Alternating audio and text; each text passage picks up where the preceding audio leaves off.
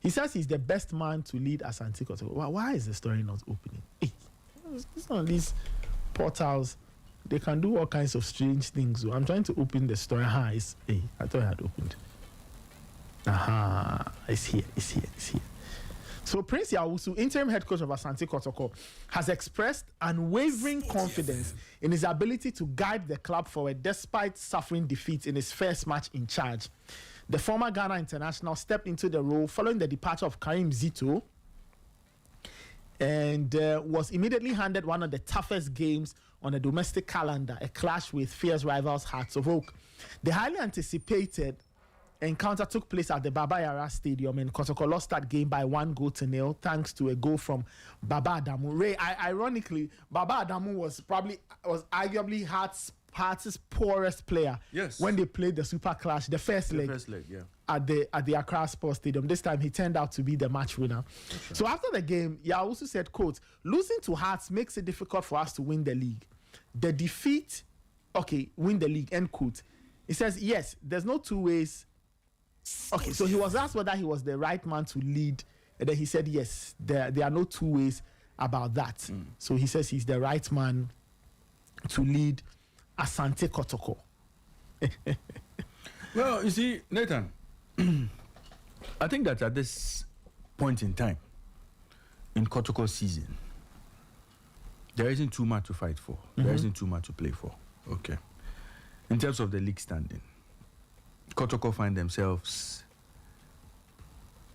4 points behind BBN Gold Stars, and then 9 points behind Mediama, who are top of the table. Okay. Of course, it's the Ghana Premier League, and anything can change over the next 3 weeks. Okay. A lot can happen. One draw, one defeat here and there for those at the top, and then Kotoko could close the gap. But you look at Kotoko's season and they're out of the FA Cup. There's no opportunity for them to play in Africa unless they win the league, which looks a bit difficult. So you look at the opportunity given him now and see what he can make of it. See how best he can get a few results going his way and possibly get the board to reconsider their decision to keep him there on interim basis and possibly make him a substantive manager. I'm sure all of those thoughts are running through his head. And so, well, he has the chance to prove that he's indeed the best. Over the next few weeks, there are some few games to go. There are some few games to go in the Ghana Premier League. If he's able to keep Kotoko in the top 4, or is able to get them to perform consistently, getting some good results away from home, at home, I'm sure he puts himself in the equation for Karim Zito's successor. So, I mean, let's see what he does over the next year. But in terms of the Hearts game, like I said, it was always going to be a very difficult game for him. Okay. And you don't come in as a new manager and your first game is Hearts of Oak. It's always tough. So we'll give him the benefit of the doubt in this one, and then hope that subsequent games Kumasi Asante Kotoko play, he'll be able to cover himself in glory. Now you look at Kotoko's next few games. They play Young Apostles, they play Vision, they play Karela United, they play Nations FC, they play Adriana, which could be a tough game in Droma. They play Samatex, they play Midiama, another tough game. That game will be played in Takwa, going to be a very difficult one too. Then they play Hoho United. They play Dreams. I don't know where they play Dreams. Maybe if it's at Tuba, then we know it's Dreams territory. Then they play 11 Wonders, which of course we know what's going to happen in that game.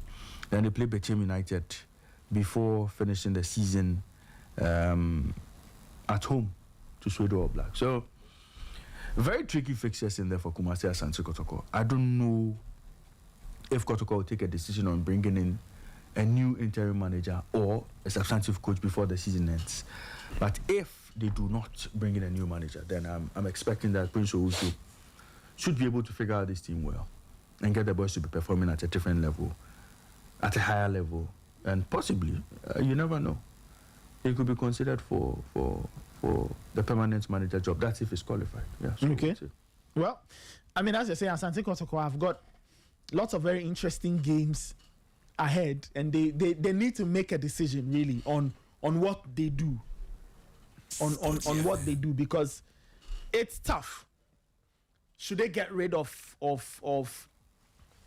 Prince Awusu now and bringing a permanent ahead of next season, or they stick with him and then make an appointment at the end of this? But as you're saying, I mean, he also has to prove whether or not he's up for it. But losing to Accra Hearts of Oak never helps any Asante Kotoko's coaching, like a coach's tenure. It doesn't help you, because you always be reminded that you lost to Hearts, and fans can't stand that. Losing to Hearts, it's a big deal. It's a big deal. But you know, Nathan, the Kotoko job as it stands now, it's not an attractive enterprise for any coach on the local scene. Okay. For any local coach who wants to go to Kotoko, you look at that IMC and ask a few questions.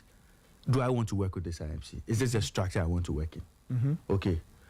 You know, am I going to work with people who would be trigger happy, or who are trigger happy and are quick to pull the trigger when things don't go their way? Is that the kind of management I'm going to work with? So at this point in time, if you look at the managers who are unemployed now, I do not think any manager now would be interested in taking that Kotoko job as it is. Okay. Especially because of the IMC. Yesterday, there were reports that Otunfo was expected to meet the IMC. There are reports. I'm sure when we speak to Michael, you give us updates on that. And I hear a lot is happening around the club with regards to how it's been run. There are concerns from Mensha. Okay. And so Mensha is concerned about how the club Mensha is concerned about the state of affairs at the club at the moment. Okay. Okay. And so I'm sure something would happen. I'm sure we'd hear something from Mensha very soon. But in terms of getting a new manager to come in, look, if it's Maxwell Kunedu will not want to work with this IMC. I'm sure. He will not want to work with a structure that is not very solid. Okay. Enos Adipa here was considered for the role. He didn't want to come in as an interim coach. Okay. And so that discussion fell off along the way. You know, a lot of coaches would be considered for this job. But the current state of Kumasi Asante Kotoko will not encourage or will not attract any top-class coach.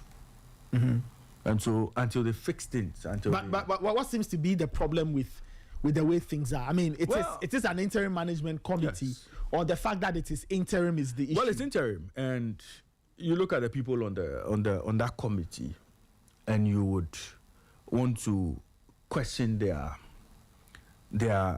managerial, you know, their managerial abilities. Okay, you would want to again question their understanding of football. Okay, and you'd want to ask the question if they are really the people to steer the affairs of Kumasi Asante Kotoko. You know, when you're talking about Kotoko, it's always very difficult because, you know, you want to talk about the real issues, but you're again concerned about, you know, the possible backlash or the possible consequences, you know. But the fact of the matter is, look, if you look at the IMC chairman, and you want to look at his body of work in football, football administration, I think that you'd find holes in there. Again, if you look at Safoduku, there are question marks about his football knowledge and his ability to manage staff. Okay. Kwesi Appiah, Sporty FM. You cannot tell exactly how involved he is. Okay, as to whether he's really on ground, as to whether he's dealing with the coaching bit of Kotoko, or he's doing his part of the day-to-day management of Kotoko. And so the IMC itself is shaky. I don't know which manager would want to come in and work under a committee like this. And that's what I'm saying. Look, it's not an attractive prospect. It's not an attractive project at the moment. Maybe from what we are hearing, you know, we hear a lot of things these days. According to reports, this IMC may not continue after this season. Okay. Again, there's a possibility they might even be swept aside even before the season comes to an end.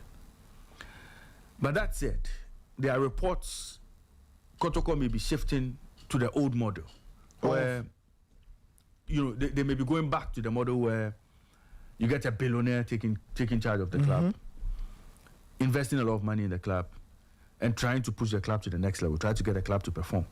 So, of course, Mencia will be involved, but you will not get the heavy involvement of Mencia in the day-to-day running of the club. So, that is what we are picking. So, the new chairman possibly comes in, similar to what Nana the Fire Rangers guy, Nana Amponsa did, possibly what Herbert Mensah did, possibly what Dr. Chi did. We might possibly see Kotoko go back to that model, and then would see what happens. A few names have come up, a few billionaires have come up. Billionaires who have been close to the club in recent times. Yeah. I mean, so would see. So maybe Kotoko would have to make do with Prince Owusu for the time being. Okay. Until the structures change, and then Kotoko see new management. Let's listen to this audio. Nida Kun, who's part of Asante Kotoko's communications team, he said yesterday that he believed that Kotoko's challenges were all down to frequent coaching changes. So here's Nida Kun talking about that, sharing his own perspective on what the issues at Asante Kotoko are made of. In a way, yes, about 70% of our problem now is coaching, because this is a team that has not performed so good in so many matches. 70% of our current situation is coaching. Yes, there must be some kind of managerial flaws, structure, and all these things. Yes, we can talk about that.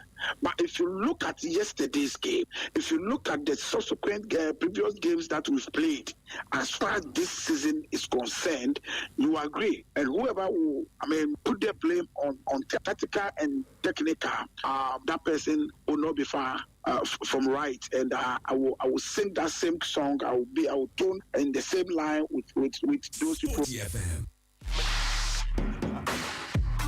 So that's Nida Kun. Nida Kun is a member of the Asante Kotoko communications team. He believes that a lot of the instability at Kotoko is down to frequent coaching changes. Right? Absolutely. You see, Nathan, we've come to normalize this culture around Kumasi Asante Kotoko.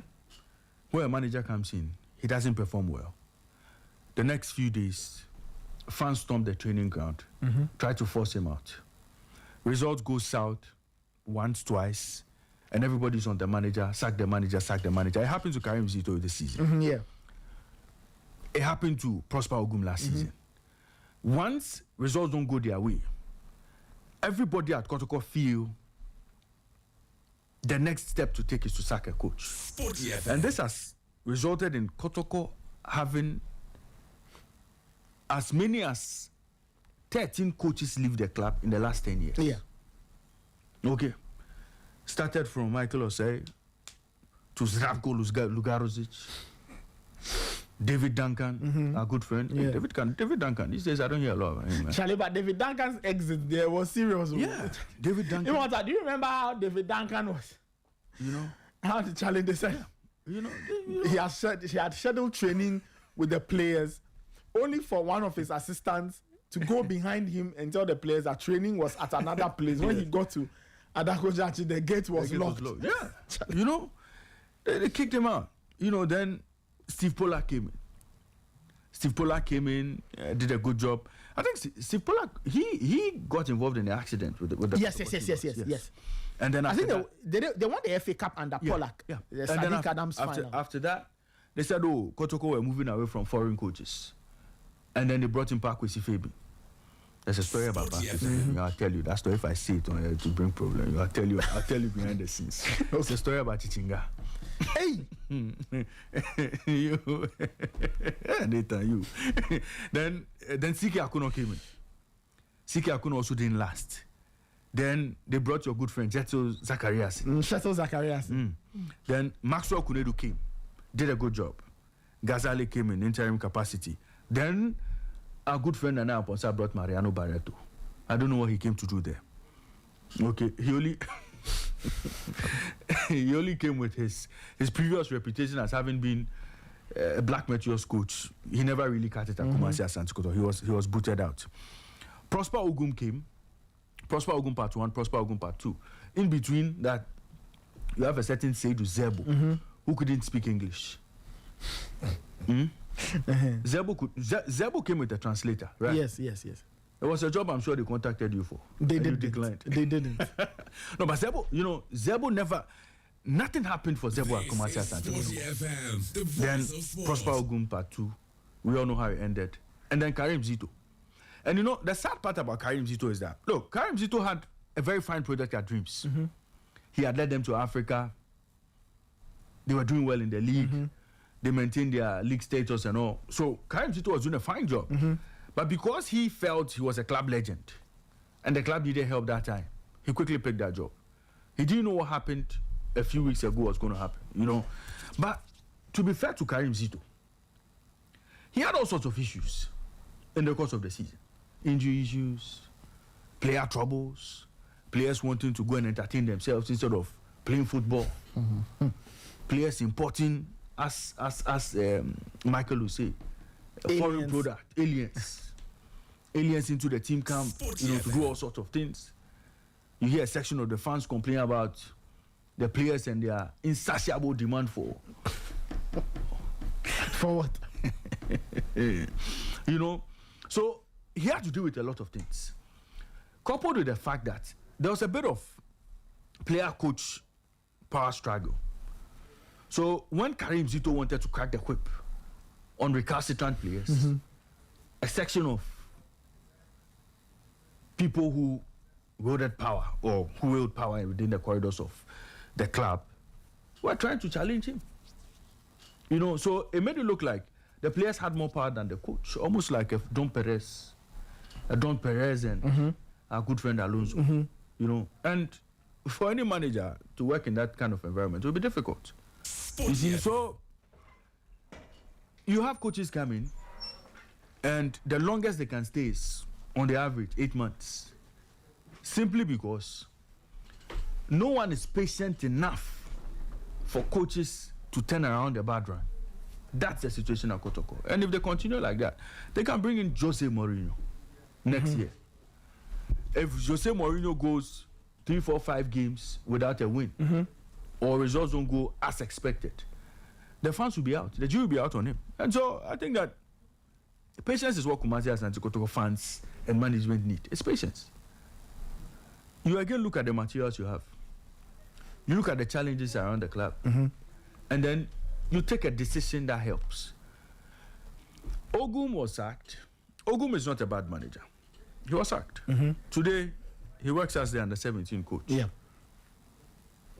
Ogum won the league title with Kumasi Asante Kotoko. At a point, they felt he was not good enough. They threw him out. Who comes in next? And what will be the benchmark for him to go out there and deliver? Do what Karim Zito did, win the FA Cup, win the Mickey Mouse Cup they won in South Africa. What's the name of that cup? The Toyota Cup. And then what else? And then he won another Mickey Mouse Cup that they were excited about.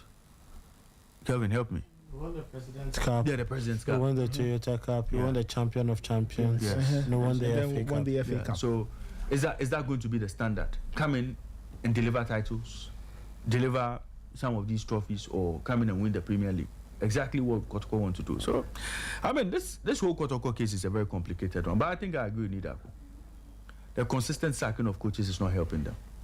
And they would have to get to a point where they realize that, look, let's be patient with our coaches. Let's give them time to do their work. And I'm sure with a bit of stability. I don't think Hearts of Oak are going to sack Didi Dramani anytime soon. Well, because unless you look at what he's trying to do. He's trying to build a club. He's trying to build a team. Okay. If it's lucky and Hearts of Oak don't do business, the Toronto model will know that. If Hearts of Oak keep the full complement of these boys, I am sure Hearts of Oak next season, with a few additions, will be the team to watch, will be the team to beat. And so Kotoko must decide where they want to go. Are they bringing a foreign coach? Are they going to stick to a local coach? Whatever they decide to do, they must give that coach some time. Give him enough time to fix the club. Until then, coach number 14 will come and go. We'll be talking about number 15. We'll be talking about 16. And I don't know. I don't know where it's going to end for Kumasi Asante Kotoko. It's not like Chelsea where they sack managers. The manager comes in and delivers titles that, you know, excites the management. Of course, you know, it's not run in the way Chelsea is being run. Yeah. So I don't know. Well, Otunvo would have to take very hard decisions on the club moving forward, and we'll see. Kelvin, I mean, as we still talk about the super class, people are talking about what happens next, right? What happens next? Nidakun, and we played his voice. He spoke about the constant changes in coaching and the instability on that side. Some people think that the fact that there's still an IMC after 2 seasons or so,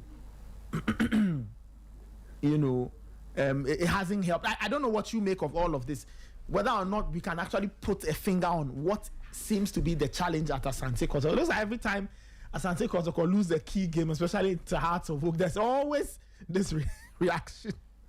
But Kelvin, just your thoughts on that. Maybe you can mix it with your own perspective of the game, what the fans said, and, you know, all of that. What you think the way forward for the team is? Well, I think this is a well-known problem, an issue that everyone knows. But I was, you know, prior to the Super Clash and then Kotoko with and the decisions they made, it was quite clear that they knew exactly what they wanted, sacking the coach and then continue from there. But I asked myself, there's a coach who came in late last season. Okay. Managed to finish the league season on a high, won the FA Cup for you. And just like Raymond said, traveled to win the Toyota Cup, but before then he had won that is the President's Cup as well.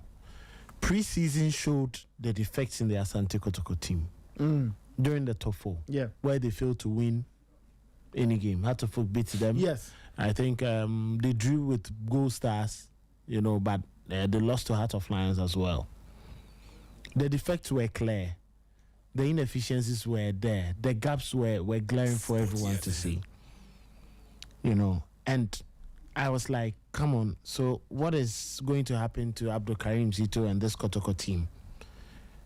Zito, well trusted, his his CV speaks for it himself. He's won the, you know, under 20, was expected to make that trip and go and play the World Cup. It couldn't happen, but he won the FA Cup with dreams, went to Africa, and he performed creditably well. Yeah. You know, the first time Dreams had played ever in Africa. So you could just understand. And he's a former player and coach of Asante Kotoko. So you're expecting something better and rewarding from him. Now, my whole point is, if Asante Kotoko wanted the very best of decisions to be made, it's not like the Real Madrid situation where they still had the league, they had the Copa del Rey, they had the UEFA Champions League to fight for. Kotoko had lost the FA Cup because they had been booted by Ediana FC. Whatever the rumblings were, you kept the man beyond, or you kept him before that Ediana match. If he has lost the Ediana match, which means the only thing Kotoko can compete for now is the league, hoping that Mediama SC would be broken on that ascendancy that they were gradually moving towards. I felt there was no need for them to sack Zito prior to a very big game like this, knowing they did not have a potent or an equally good replacement as Zito. Okay. Not saying Zito was overwhelmingly good, but I am judging from the standards. If you compare him to Prince Owusu, what is the record for Prince Owusu?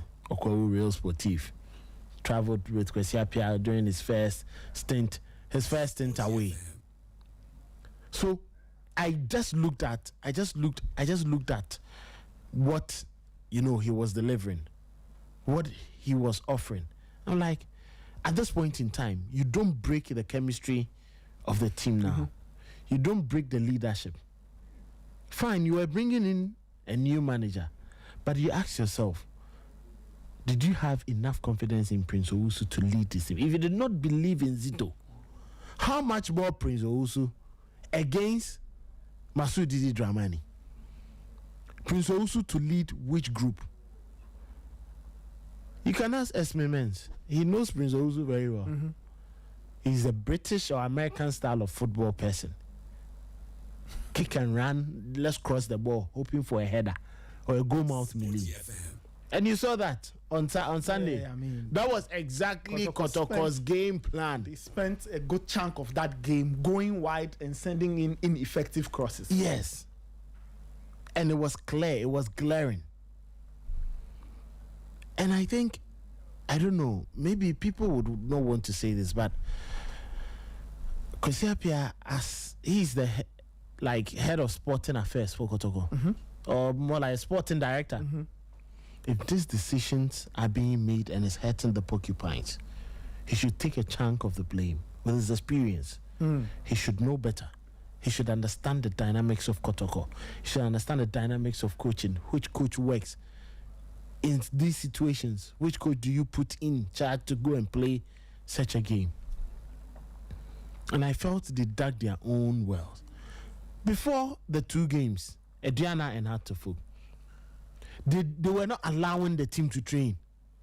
Every single minute, regional minister, mayor, supporters group, supporters chairman, IMC chair, IMC member,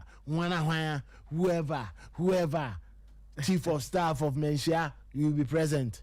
Nana Bantamahini went there with, Nana Offensumahini because Otumfo was not present. If Nana was here, Nana won't go there. Oh, are you sure about that? He wouldn't have stepped the foot there.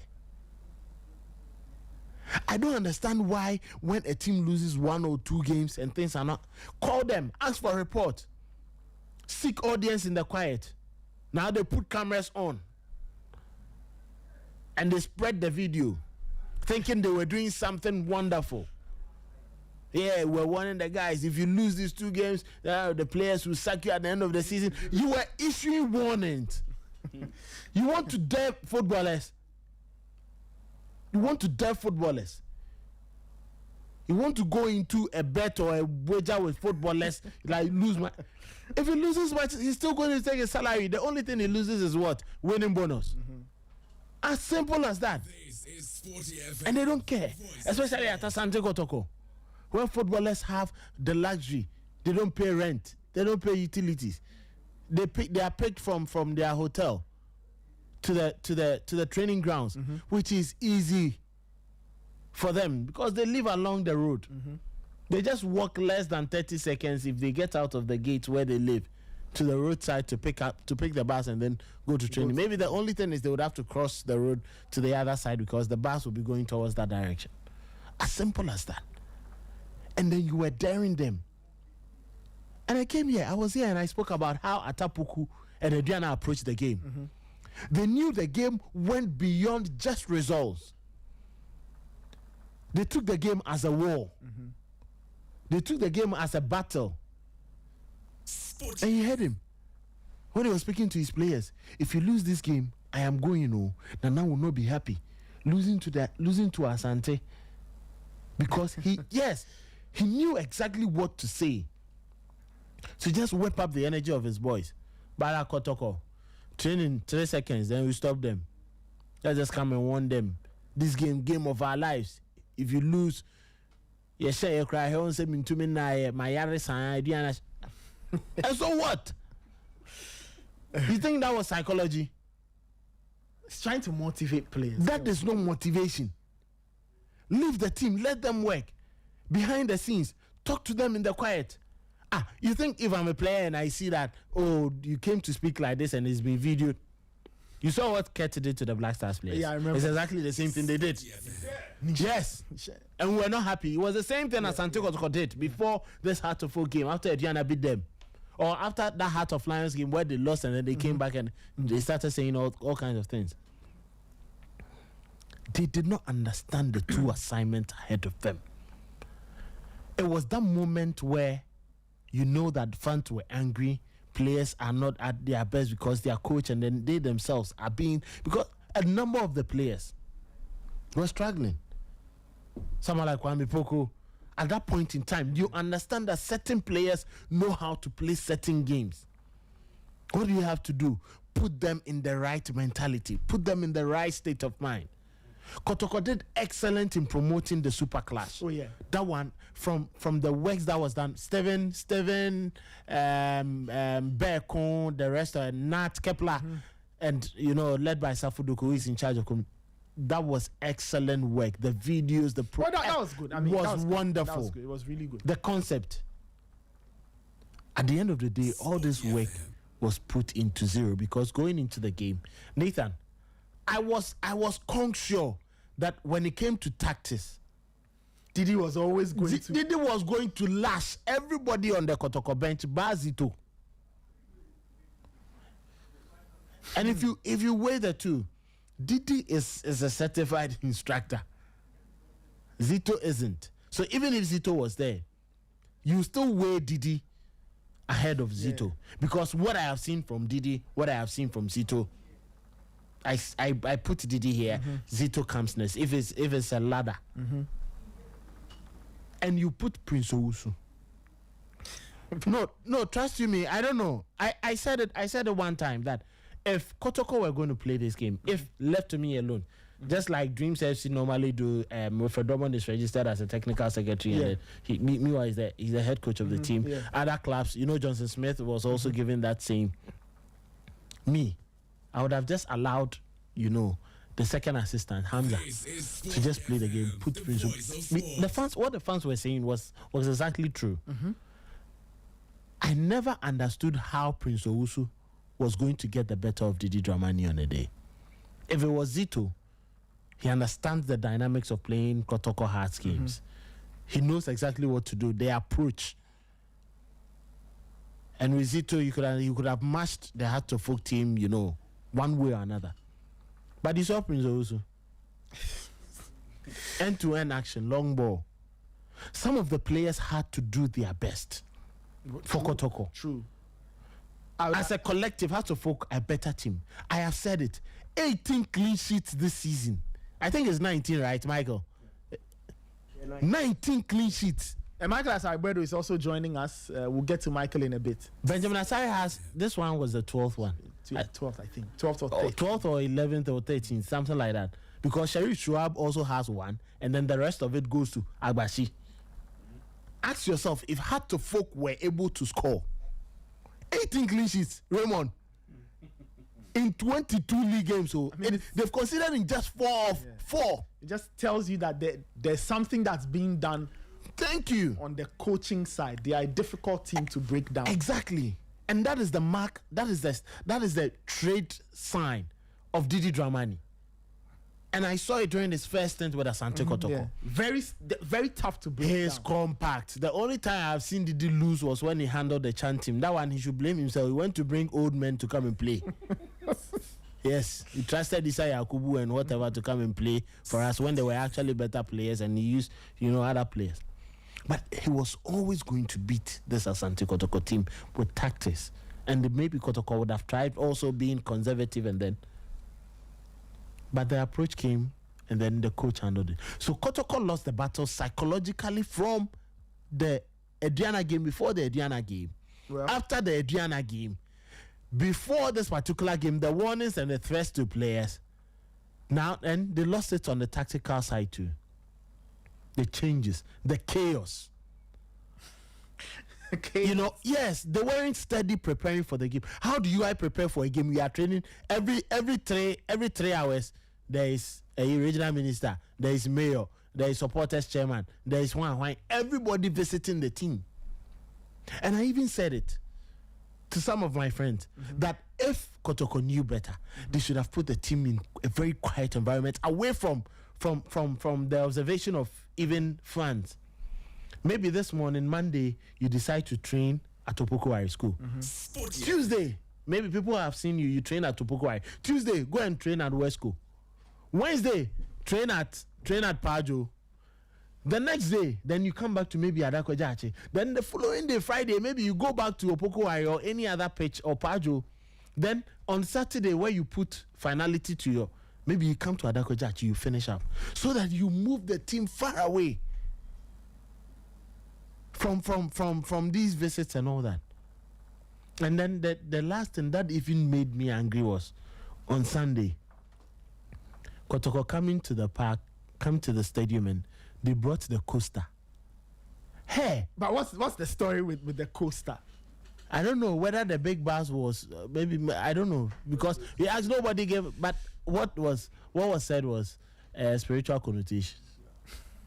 It's a spiritual matter. From officially, maybe Kotoko will have to come and tell us why they use the coaster. But from unofficial sources, some of the big like in the people inside people you can trust. Spiritual connotations. And I asked myself, this is an Asante Kotoko team where players are, a lot of them are carrying knocks and injuries. Yeah. Putting them in these buses, especially, this is not a bus they normally sit in. Even during training, they sit in the big one. So the luxury of even stretching the leg, sitting for that 35 or 30 or 25-minute drive from where they are, along the stretch from Kwamu to the stadium. And Kotoko has matches, the fans will delay them, obviously. So they will spend like 10 minutes before they even enter the stadium. Within that period, Nathan, ask yourself, even us, if you sit in your own guy and you get into a trotro, you see that discomfort. Raymond, when we're going to Kumasi for Nanekia's mom's funeral, Raymond nearly said, no, it was Immortal's man. At Immortal, Raymond was crying because he couldn't stretch his legs. Leg room. Leg room. Yeah, looking for leg room. Yeah, that's right. How much more footballers? And we know some of them carrying injuries and all that. But you see, Nathan, on the day, this one, let me defend Kotoko. Don't defend anyone. No, Kevin, wait. You see, Kevin. Did he not use juju? He used science to beat them. What Kelvin is talking about is the way to go. A professional club, you do professional. Of course, I mean, you have to. But you see, there are other parts of the game that you must pay attention to. And when I say other parts of the game, look, Nathan, going into a game against Hearts of Oak, there are a lot of things you have to take into consideration. It's not just a football game. It's a spiritual contest. It's a battle of who prepares well spiritually, who is well fortified spiritually, and who wins the spiritual battle on and off the pitch.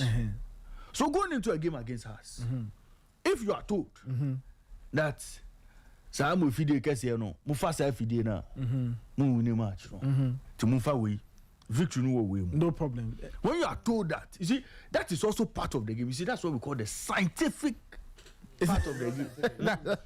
So I'm sure they looked at it and said, okay, fine.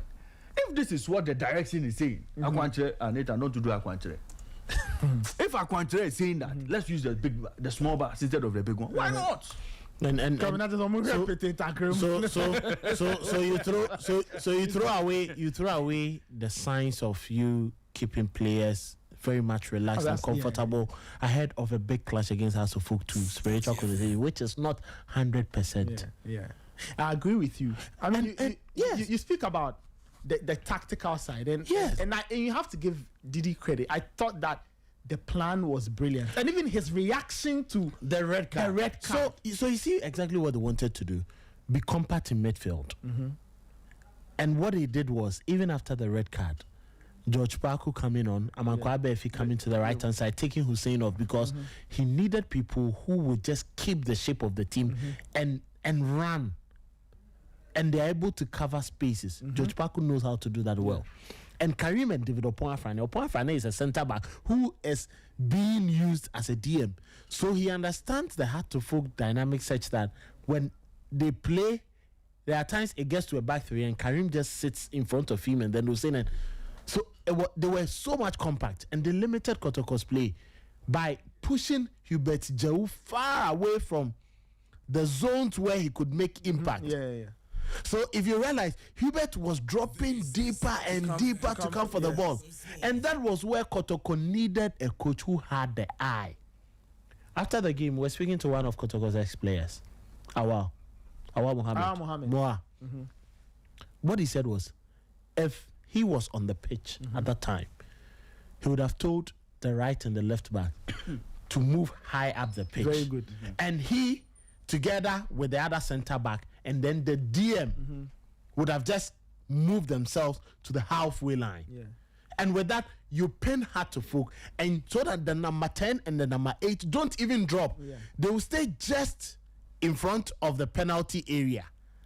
One on the arc, one just in that central attacking zone. Hearts don't have a focal point to play the ball to. Exactly. It was left with Mauli Wayu. Yes. And we know Wayu.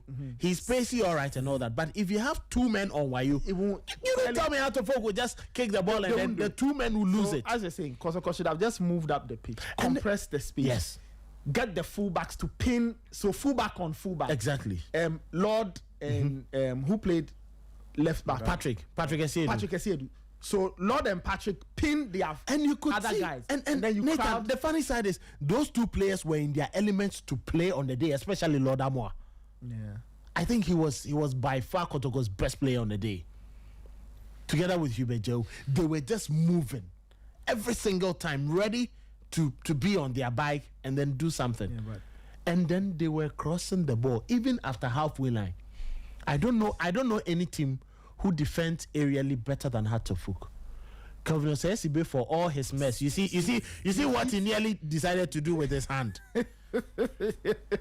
Nearly. Yes, you see what he nearly decided to do with his hand. Those crosses for breakfast, lunch, Thank and you. dinner. Esibe and then Ali. And then whenever they made the cross it fell to Benjamin Asari because the crosses were not sharp. They were hanging crosses. That And one, Asari, every with all goalkeeper the experience he has had, number grab one, it, waste from Richard time, Kinson. break rhythm. From Richard Kinson at Olympics. He came to Hatofuk and he worked with, how do we call him? Najao Isa, yeah. one of the experienced goalkeepers trainers we have.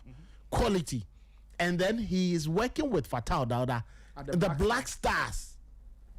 So he's under the tutelage of 3 and he himself, he's one brave goalkeeper who would always come out to try pick the ball.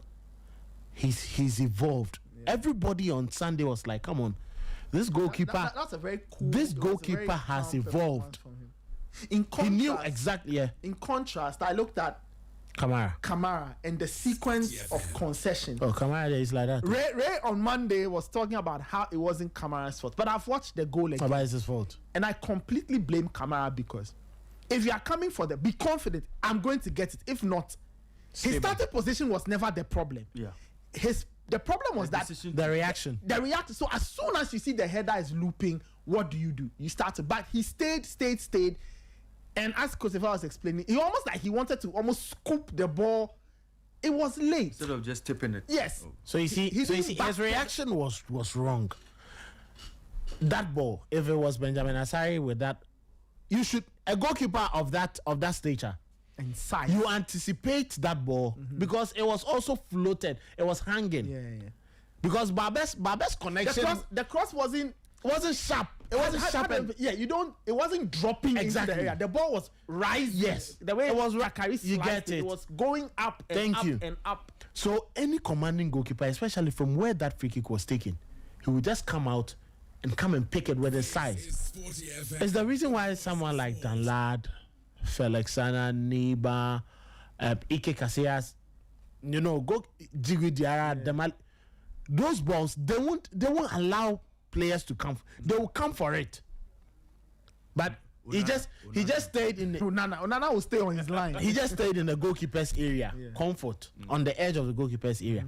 And when that ball was touched, then the first thing any goalkeeper would do, 2 quick steps. Get back. To give you the advantage. You get it. Tip the ball. I don't know. A goalkeeper made the save and Joe Hart was explaining it. Gigi Donnarumma. Thank you. At Liverpool. Thank you. Yes. That strike. Yes. Was it a header or it was a strike? It was a strike. I don't know who took the shot though, but it was. I mean, he can come off his line. Yes. And as soon as the sequence was developing, He bounced back. That is why goalkeepers are always on their toes. 1-2, and then he So went for bounced back 1-2, and he made the dive. But Kamara was flat-footed and he was watching the ball. Then he decided to take 1 step. By the time he realized Was late. the ball was just it. Was there. late. So that was an inefficiency. And talking about what Kotoko should have done. if they had any coach who was going to read the game better, he would have influenced the game early on. Yeah. Early on. Yeah. I don't know if anybody has studied Albert Amoah from his time at the Olympics. He's not a center forward. No. Albert thrives on the right-hand side. Yeah. He's like the Rafinha type. Yeah, I've seen his best work has been done playing wide. Yes. And he draws in central to get the goals. But he was playing as centre forward. And Dogo Yakubu, Michael has a problem with that boy. All of us, actually. He's not a player we trust. He's a player who thrives centrally. But what did they do? They put him on the wide area. Kept Amoah in the middle. Added Kwampoku. Thank you. Added Donzo. Thank you. And I had an issue with selection too. Walid Hussein Inema is not a player that Kotoko should have started the game with. And number 10, who is always shying away from influencing the game. I don't like them. You have to show for the ball. Exactly. It's the reason why I have issues with Eze and his style. He will cower, stay behind players. As a number 10, you are the one supposed to come out, pick the ball. Let me see that Mesut Ozil style in you. Yeah. Come out, pick the ball. I want to see the Bruno Fernandes style. Yeah. Look at how Bruno gets on the ball. Exactly. Yeah, he'll make things happen. Be where you can influence the game so that the other players can also play a part. Sporty FM. But that wasn't the case for Asante Kotoko. So everything, tactically, spiritually, psychologically, management decision-wise, preparation before the game, everything was just off. By the promotion of the game. The promotion that they got 100%. By the and it was beautiful. But the chaos in the team and everything, they did not resolve it. And they came onto the pitch with the coach too, who was going to give them more chaos. Hearts of Oak scored the goal where? In the 14th minute. Yeah. More than enough time. Thank you. Yeah. And you see, they were rushing to cross the ball. 14th minute. 10 against 11 after 20 minutes. And you were rushing. Even we see these clubs.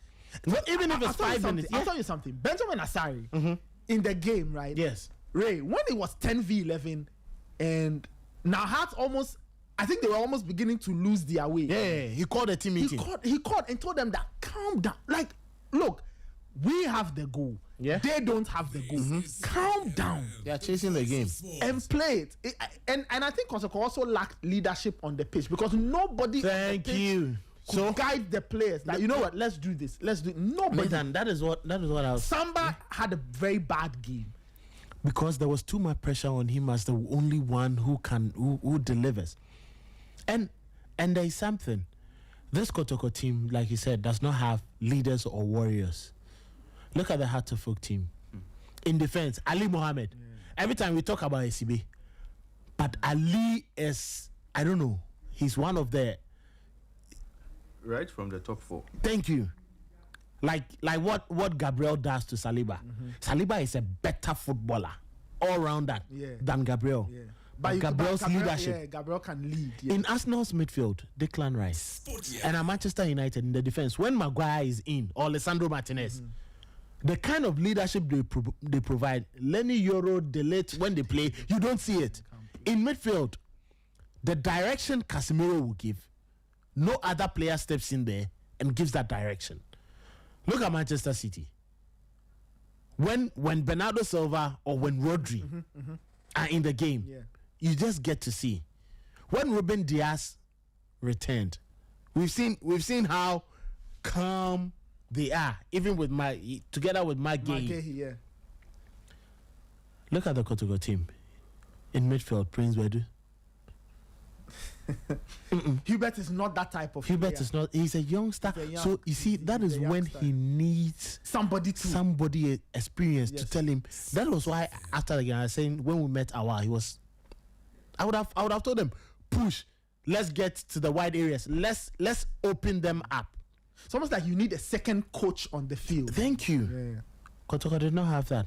Kwame Poku came on. You give him a pass as a striker and he will pass it back to the CAM. When he could turn and aim at the goalpost. And I was surprised Kotoko didn't attempt a lot of, because the very first time Asari was made to work, it was Patrick Essiedu. Yes. twice, and he fumbled. First one, he had to pick it up again. The next one, he pushed it wide. And sincerely, if you know, Eric McQueen was saying something. This goalkeeper, if you have studied him, all you need to do is to go low and stretch him. He's either he parries the ball or he goes late and you score. Sorry. Yes. And it's it's because of his height. Exactly. Tall goalkeepers are it takes very few of them to get down. Exactly. The body mechanics won't allow them. Yeah. So that was exactly what he said. Francis Akwafo was also saying another thing. Sporty Saka Dauda. Pick up the ball on the flanks. And Kotoko missed Peter Miduakwa. They really did. They missed him because they just needed someone to just go, somebody to go attack direct. the fullback. Yes. Just go with him. But nobody was doing that. And Albert got tired at a point because nobody was feeding him. Walid Fuseni won't come and get the ball. When Jawu gets the ball, by the time he gets into the part where he can influence play, there is Karim, there is David Opuafrani. They've crowded out the entire midfield. So it was quite difficult. So Kotoko's problem will continue to linger. And like we've said, maybe just after the season, the IMC should leave. Yes, the IMC should leave. So they bring a more permanent or they like something different, right? And we all know the Asante Kotoko board is not functional. Wow. It's not functioning. We know. What's Kotoko's board? The last Kotoko board that was set up was the Kwame Was the Kwame Che board? Is Kwame Che working for Kotoko? No, he's a nation. Is Kofi Amoaban working for Kotoko? Is Leicester working for Kotoko? No. Is Boatin Jemfi working for Kotoko? That board is non-existent.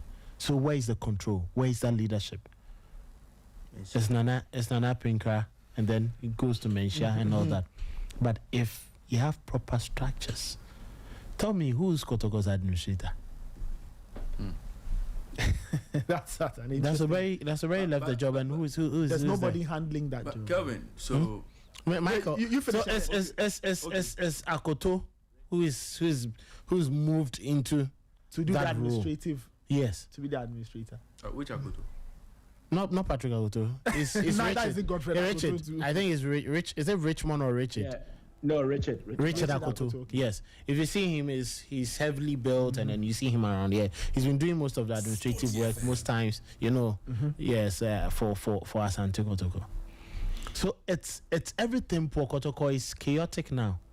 Wow. Isn't that something that's very chaotic? Isn't that judgment a bit too strong? No, but it's chaotic. Sincerely, there's a lot of chaos. Nathan, Asante Kotoko is playing against Out of Folk every 3 minutes. Visit to the. Every 3 minutes, visit to the. Motivate. What is motivation? At that point in time, Dr. Patrick Ofori will tell you, leave the team to the coach and the psychologist. All this management around. No. Leave the team to the coach and the psychologist. If you have a message, we should just meet the captains of the team. 1, 2, 3. Tony Buffett said one thing: when there is chaos, don't send the entire team. Let the captains alone go and meet whoever wants to meet. It's why you have captains, in times exactly. Like this, that's why let them send the message there. You don't have to involve all the players. And it happened. Maybe after the season, I don't know which coach. If Kotoko wants to have a very good season next year, what they need to do is to appoint or employ the service of a very good, better tactical handler than Zito and then Prince Owusu. Who would steady, because Kotoko, the best they can do is a miraculous fall from all the teams ahead of them for them to win the league. Fair point. Miraculous. Because it's 9 points away. Mediama are not close to dropping any points. The only clubs which closer to them, Heart of Folk and then Gold Stars, Ediana, are the ones who can actually make something. So bring the new coach, let him come and steady the team. By the end of the season, if he thinks these players are good enough, because there are some of the players that we know that we think that they should leave. They don't seem to want to play again. Wow. Number 1 is Kwame Poku. Number two is Kamara. Okay. He's a good goalkeeper, all right. But you cannot keep costing your team. It's like Aaron Ramsdale. He will make all the wonderful saves, but he will commit mistakes that will hurt. Ask yourself how many mistakes Raya has committed this season. But go back to the Ramsdale's time, yeah. That is why certain bold decisions are made. Manchester United, by Ndeye and Onana, when Lamens came in, how many mistakes? It's not like he's not conceding. He's conceding back, but there are goals you can't fault him for, and there are saves he's doing to keep Manchester United winning games. True. Look at the game against Arsenal. Yeah. Look at the games that Man U won. Yeah. Even Spurs, Fulham. Fulham. The Fulham Look at the saves. Yeah. He made a save. You get it? To keep the score. Exactly. You need goalkeepers like that. Benjamin Asare is not tested so much, but whenever there is a test, he comes to the party. No, this season, he's come to the party whenever he's tested. And you spoke about Patrick Essiedu's drive. Yeah. It was yes. Because that we've seen Asofo concede cheaper goals against Asante Kotoko. You know Richmond Ayi and his troop. So when goalkeepers, Solomon Abasi will be tested, he will break the saves. The only goal Haas had considered was against Mediama in the last, I think, 9 games or so. And look at that how drive. How many goalkeepers will save? No, drive from that's Salim's drive, and it was in the 18. Yeah, if Salim slaps, it was in the penalty area. Save it. There's nothing you can. Yes, and it wasn't static. It was a moving ball, and he has men in front of him. Open play. So they should try and get players. I don't know, Nathan. When was the last time you saw an Asante Kotoko defensive midfielder not able to recycle play? Nah. The game has moved beyond just win the tackle. Idris Adegana Gay. Yeah, you're making that. Think about it, Ray. All your number 6s now can do a decent passing job. Yeah. They should be able to get the ball. First pass, find somebody. First pass should find somebody. Start the play for us. Yeah. First pass should always be able to, and you have the exception. Casemiro is not the greatest passer, but you see, there are times he makes those quick crossfield passes and to switch the play for you. If Samba O'Neil is not in the mood or cannot make those crossfield deliveries, which other centre back is able to do it?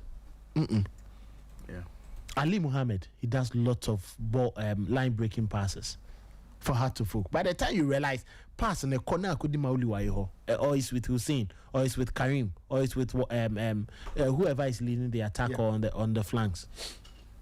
Kotoko has a lot to do, and that can only come when you have a well-structured management backed by a resolute board. The last time Kotoko had a board, they won the league, didn't they? Yeah, they did. So how is it that they've gone? This is the 3rd year. And the same mistakes are being repeated every now and then.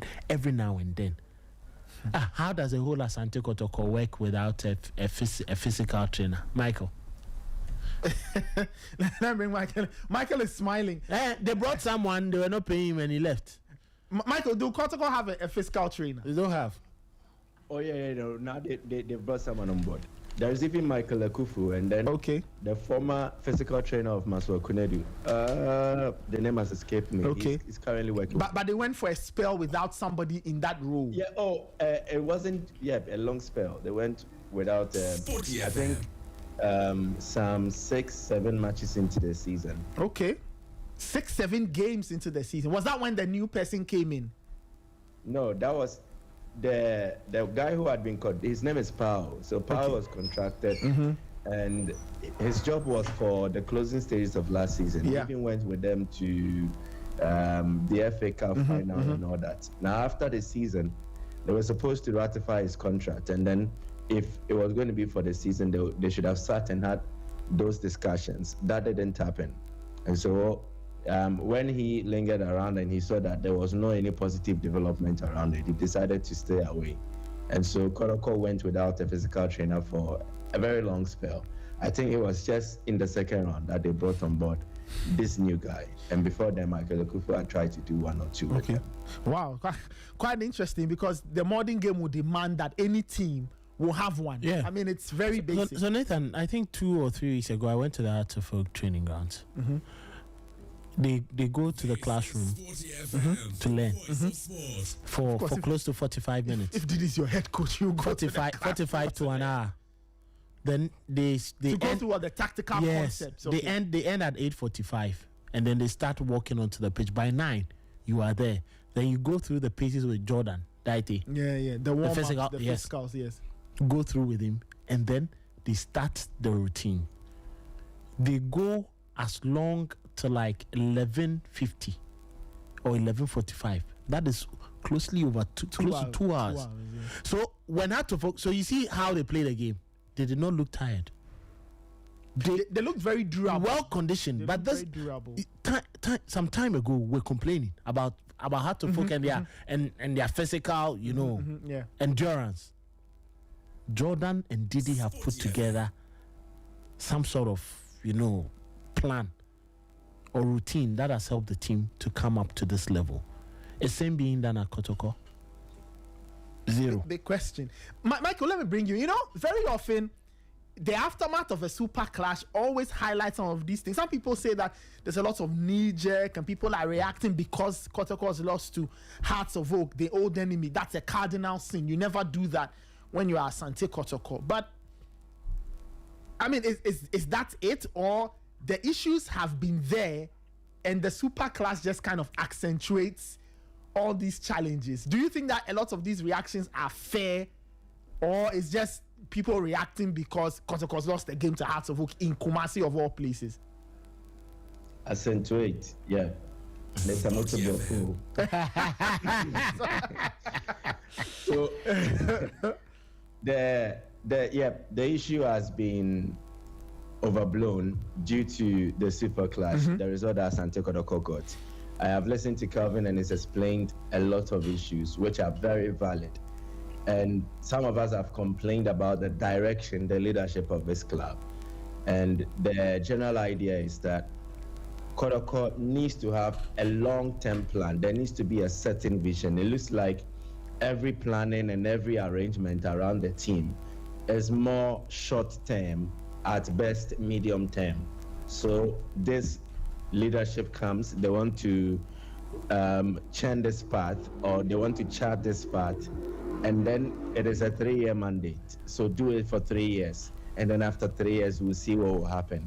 And this has been how the club has been run since, and that is the biggest issue. No club can make such progress when they keep giving 3-year mandates to leadership. So you see, this one comes on board, he does what he has to do in the 3-year period, a different leadership comes on board, and they also want to do their thing for a 3-year period, which is a deviation from what was already being done. And so there is no continuity and there is no long-term planning.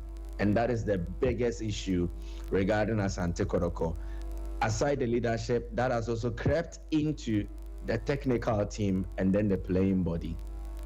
I have not seen Kotoko, maybe under this IMC, start a football project and say that we want to, in the next 5 years, see this player come out of our youth ranks, make the senior team and play consistently.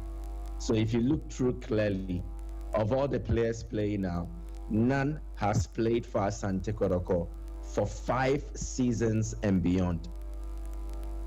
So these are the fundamental issues that needs to be tackled even before we start looking at the other issues that Kelvin has mentioned. So it is about the leadership and the direction of the club. It is the biggest issue that they need to tackle. If they cater for this, I think they will be halfway in terms of solving their issues.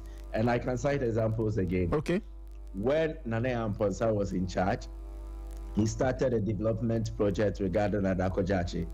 That was when they tagged Kotoko as Container FC. He wanted to erect a structure that will cater for the interim administrative purposes of the club. And then to an extent, he will develop a further to see if they can have accommodation facilities that will house players, would house youth team players, and then the list goes on. Now, this was met with fierce opposition from some elements in the club. Nana Aponsa completed phase 1 of the project. Phase 2 never commenced until he left. Now, when the IMC came on board, they also wanted to do their own thing. And we had the Kings Project. They brought excavators to Adakojache. They did some skirmishes. 1, 2, 3. It's like the fetish priest who will blow powder into your eyes. Then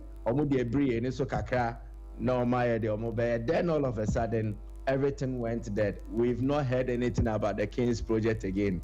The next, we want to construct a wall around Adokojachi so that we protect the land from encroachment. That is a new project that they are doing now.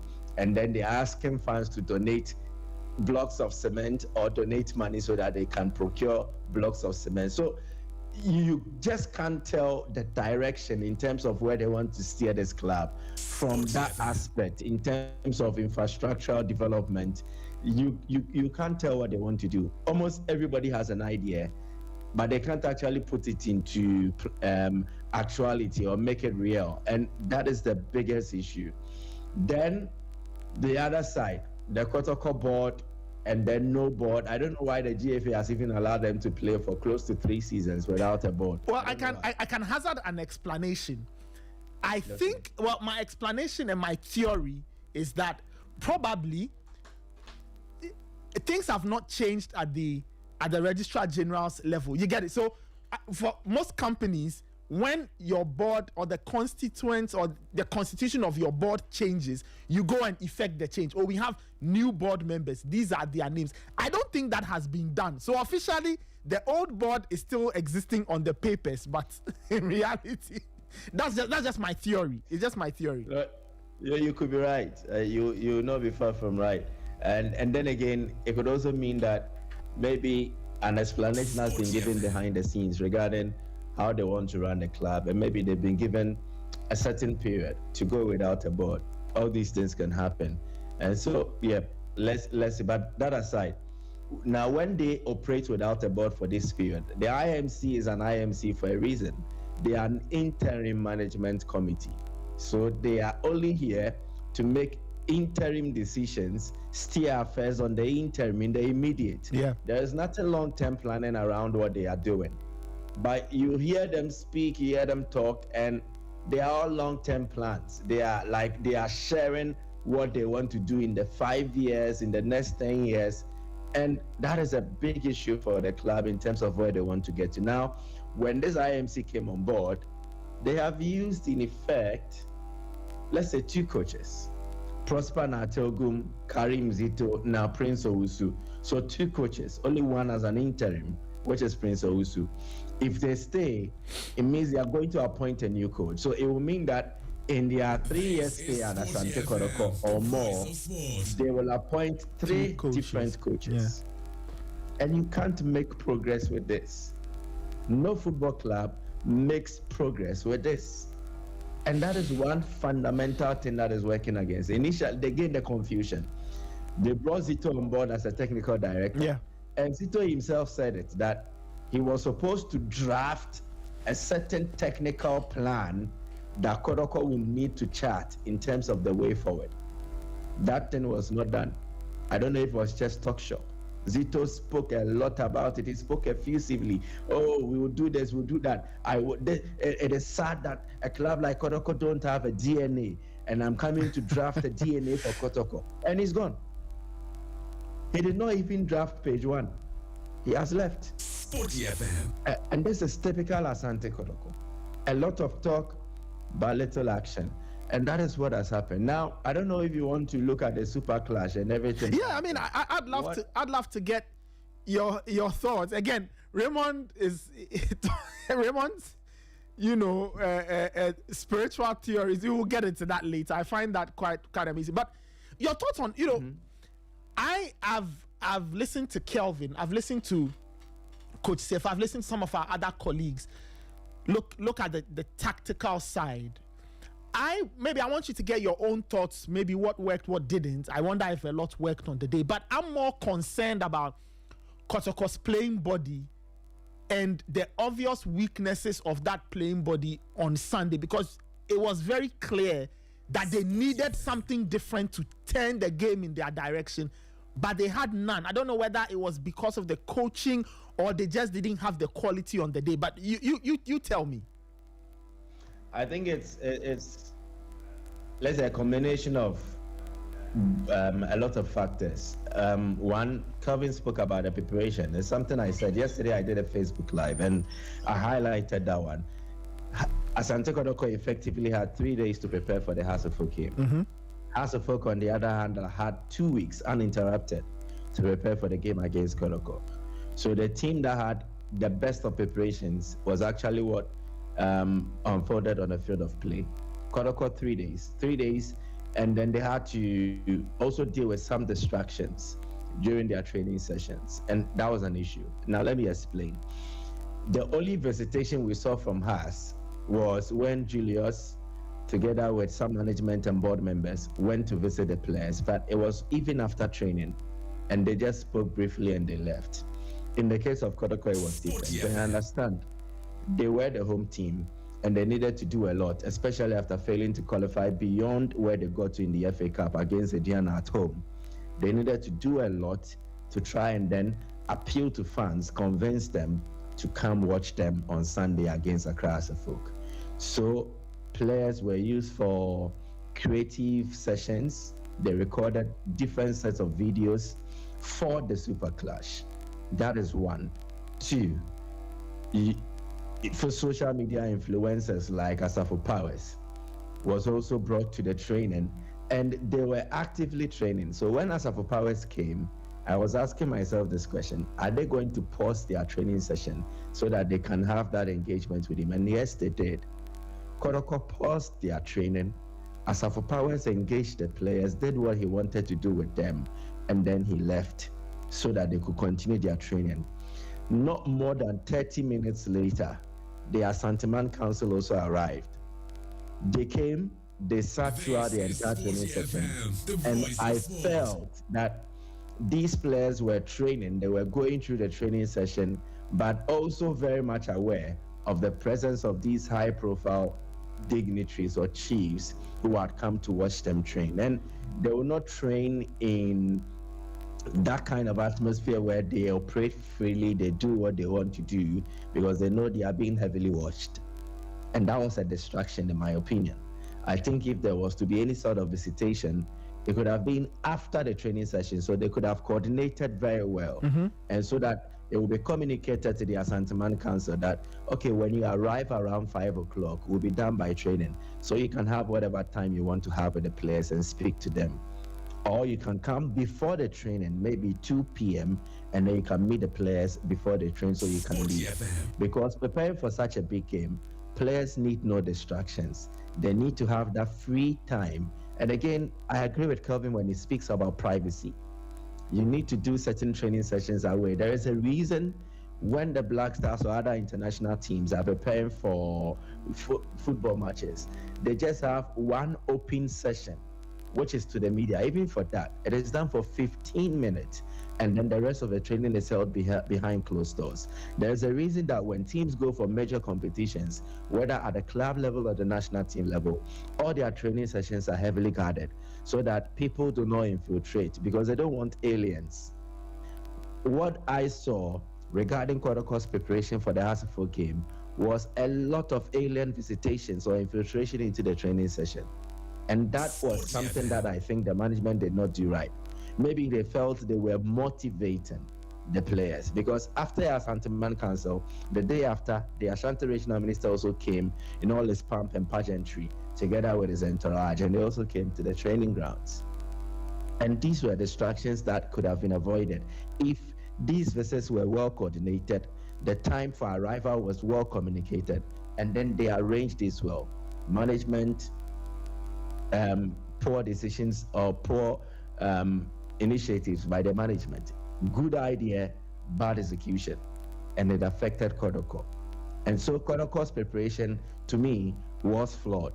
Again, they were coming into this game on the back of a defeat to Ediana, and I've mentioned in earlier episodes that we've had that Ediana against Kotoko goes beyond just a football game. There's also a traditional battle.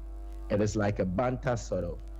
The one who wins gets to rub it off on the other, and then they get to prove a point that we are traditionally supreme than you are. Okay. And that is why we saw the Ediana players chant in the dressing room the name of the Dormahine. It is not just a football game. So yes, when the players lost this game, And then there was a lot being said in the media and also on social media, on the public platforms.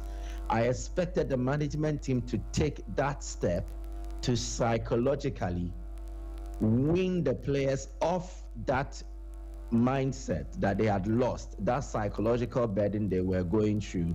They needed to be trained to forget it and then switch focus back to the Hearts game.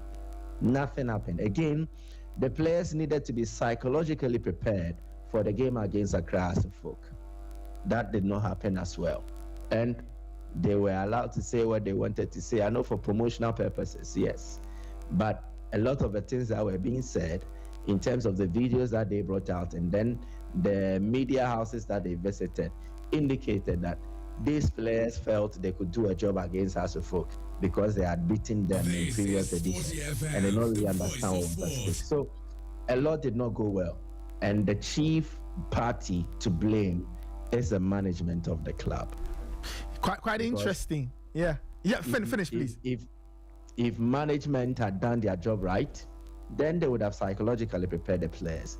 Then again, they would have known how to go about all these arrangements regarding the visits and all that. Then they would have known how to go about other developments around the team.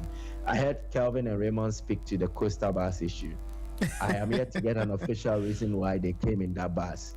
Maybe the bus that they normally travel in is developed a fault or something. I haven't gotten any official reason. When I do get it, then it will inform my opinion regarding that development, whether I played a part or I did not play a part. But I say the entire preparation, as spearheaded by management, in my opinion, was not the best to prepare for a game against Accra, and that is something that affected them too.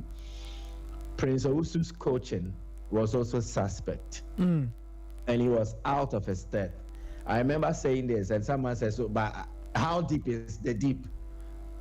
Because how deep is he to even be out of his depth?" That was a response I got. But I saw clearly a man who looked like he wanted to do something, but did not know exactly what to do. And it could be for maybe two reasons or more. He did not have the right personnel, or he just did not know how to stop Didi's structure. He just did not have an antidote. He didn't know what to do, or he did not have the right personnel.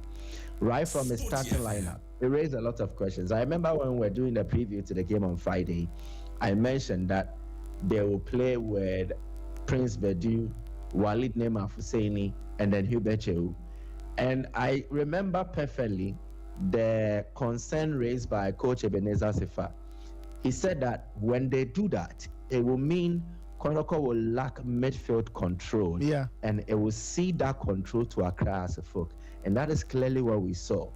What Hearts did was not just about the presence of players in the middle, it was about the shape, it was about the structure, and then the strategy they played with. In the game, throughout, and I've had time to watch the game again, and then I've asked certain people as well, how did this approach was? They just targeted 3 Asante Kotoko players because they are the ones who technically have the profile to receive the ball and distribute the ball. So if you allow them space and time, they would actually hurt you with the ball at their feet. And these players were in every department of the team. The defense, it was Sambo O'Neill. Hearts of Folk did not press Kotoko aggressively unless Samba had the ball. So in Kotoko's build-up, anybody who is listening to me can watch like the first 20 minutes of this game. The first build-up phase of Kotoko, what they did was that if Samba had the ball, they pressed him aggressively so that Samba is very good with distributing the ball and is the best ball-playing defender in the Asante Kotoko team. Lord Amwa is not your build-up defender. He loves to run with the ball. So he is a carry-on effect, not the build-up starter.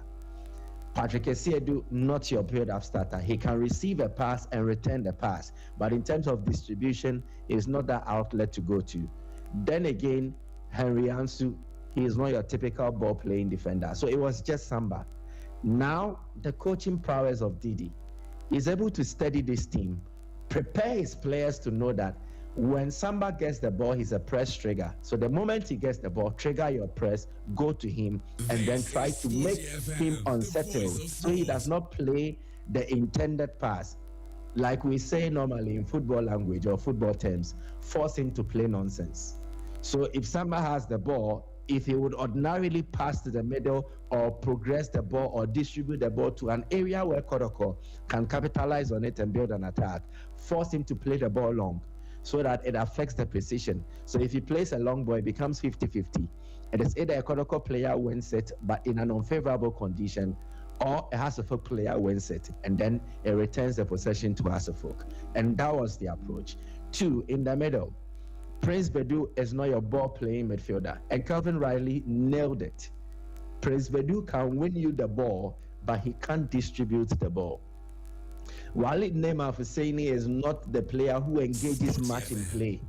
So it restricts the Kotoko midfield to just Jehu to do the ball carrying more and also the passing and distribution. And Jehu is a 1-2 player. He thrives with that. He gives you the ball, he runs with it. Now, when you press him tight, you restrict him from the movement and also you restrict him from receiving the ball. So the solution for Jehu was to draw deep and receive the ball and see what he can do with it. And when he does that, it means he needs to cover a lot of ground, and then it will restrict his impact and also the influence that he will have in the game. And that was, again, another strategy Hasselhoff deployed. And then Albert Amwa. Albert Amwa was played centrally. The first way to stop Albert Amwa was to limit any space, because Has played, let's say, it wasn't really a deep block, but they restricted spaces in their central zones, the 18 zone, and then the gate 14. So what it means that in the D, just before the penalty box, there was no space for Albert Amwa to operate. And then in the penalty box, there was no space for him to operate.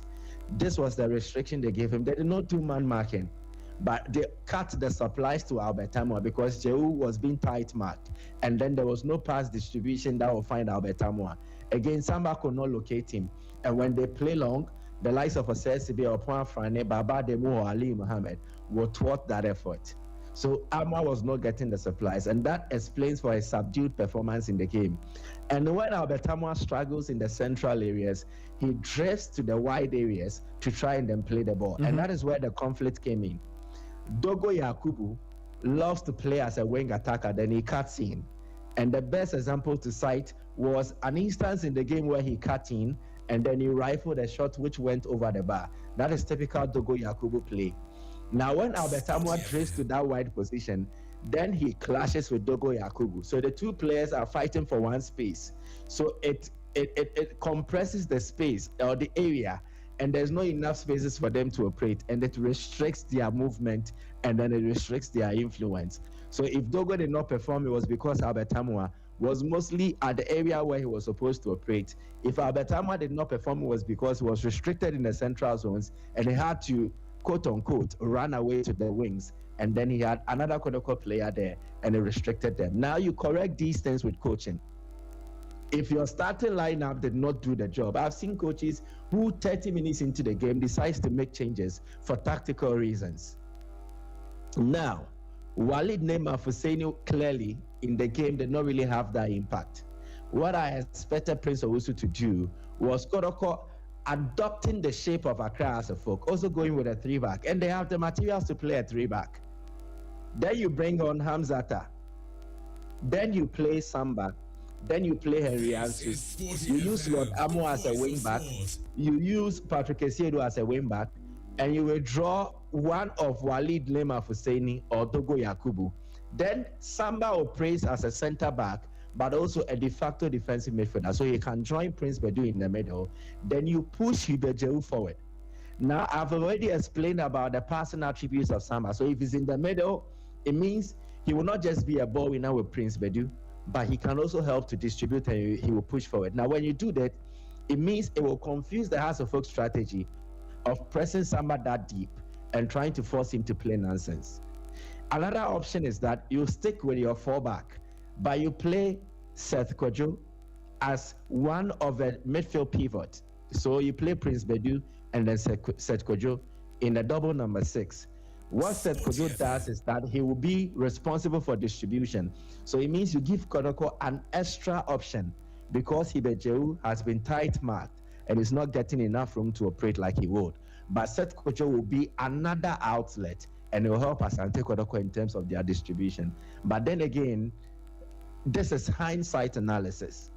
In the heat of the moment, I don't think Prince Owusu remembered anything like this. And clearly it affected Asante Kotoko. But I think we have to give Didi the credit. Yeah. He knew his team, and also he knew Accra as a folk. And those who had spoken to Didi during their visitations to the House of Folk training grounds indicated that Didi felt a bit relieved that it was Prince Owusu and not Karim Zito. Sporty FM. He felt a bit relieved. And this is the response from some of our colleagues who visited the training session. And they said that he knew with Zito it would have been difficult because, again, Zito is also a multi-dimensional coach. He tries this, it does not work, he tries another. So Didi knew that with Zito, the in-game coaching would have been something that he always needed to react to. And I also think that even the psychology of the day and understanding, Zito would have had a better understanding of the game, what it meant. And I mean, that's also equally important, the psychology of it, knowing how to get his players ready for such a big game. Exactly the point. And Prince Owusu is my man. I've known him right from Takwa Mediema, but he's rusty now. At Okowu, he wasn't coaching. He's not practiced coaching for some time.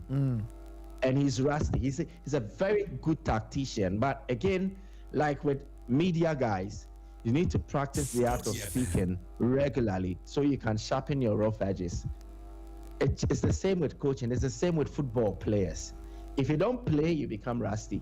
If you don't coach, you become rusty. Yeah. And that is the problem with Prince Owusu as it stands now. It is not anybody who says he lacks the tactical acumen. I will dispute you. I would debate you on any day about how deep Prince Owusu is. But he is rusty.